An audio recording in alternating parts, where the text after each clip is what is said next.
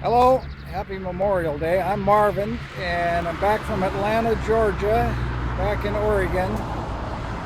Richard Gage is going to be here on June 24th. I want to tell you a few things about Atlanta.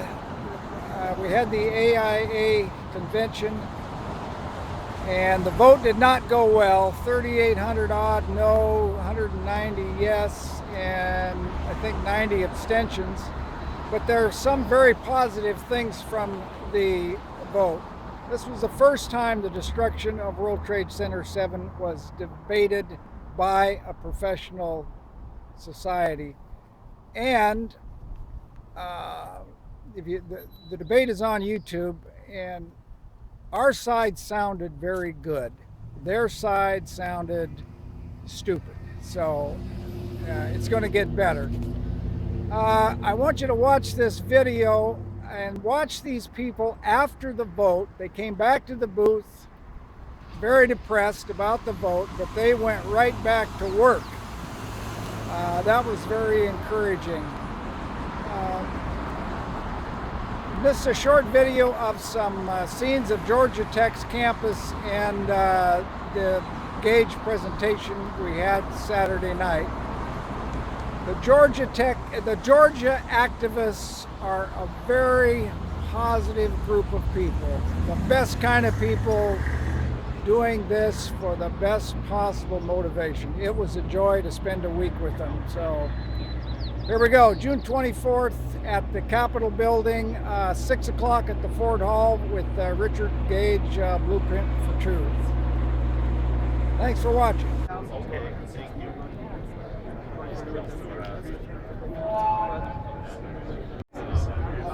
Which may not be a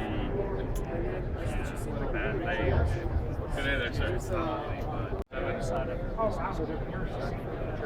Sorry.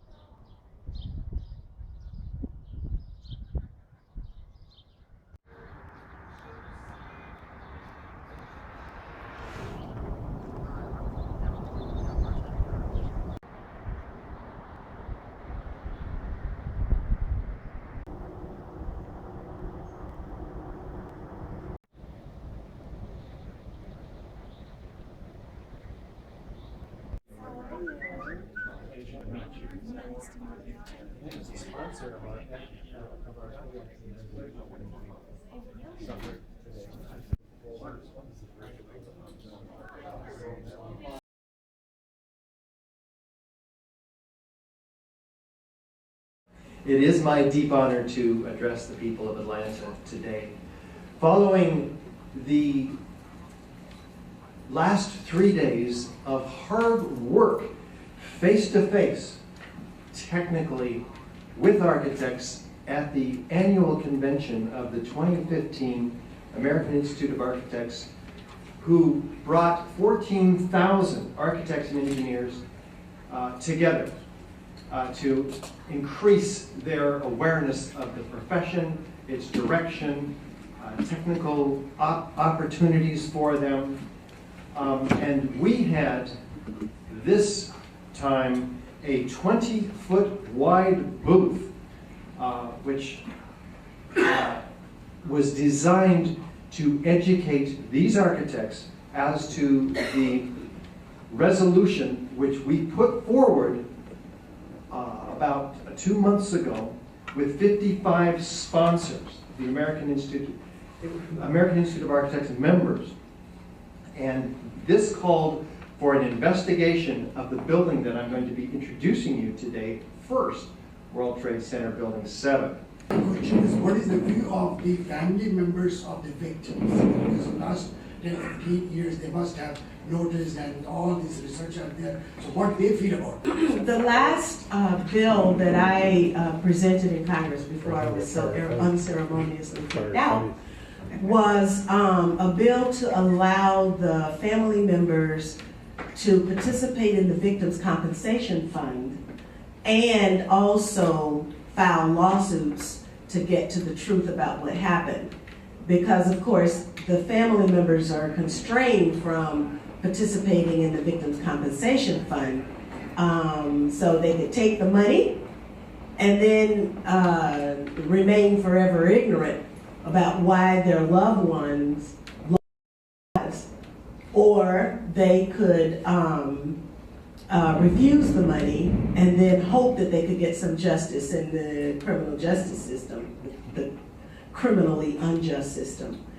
And many of them were forced to take the money, but there are, like, when I held my all-day Capitol Hill, it ended up being about 8 hours of inquiry on Capitol Hill, the only such inquiry that took place on Capitol Hill in 2005.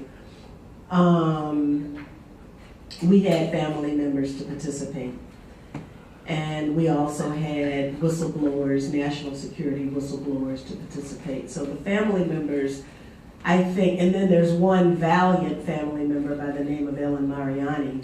I don't know if you've spoken to her recently. I haven't spoken to her recently either.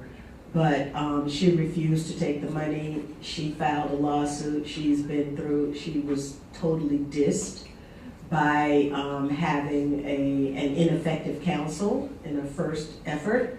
And for those of you who are familiar with the counterintelligence program, you know that one of the ways in which they prevent the truth from coming out in lawsuits is to either plant ineffective counsel in as the lawyer for the people who have been victimized, and that's what they did with Ellen as well. It's a typical practice, but if you're not aware of it, you can fall for it very easily.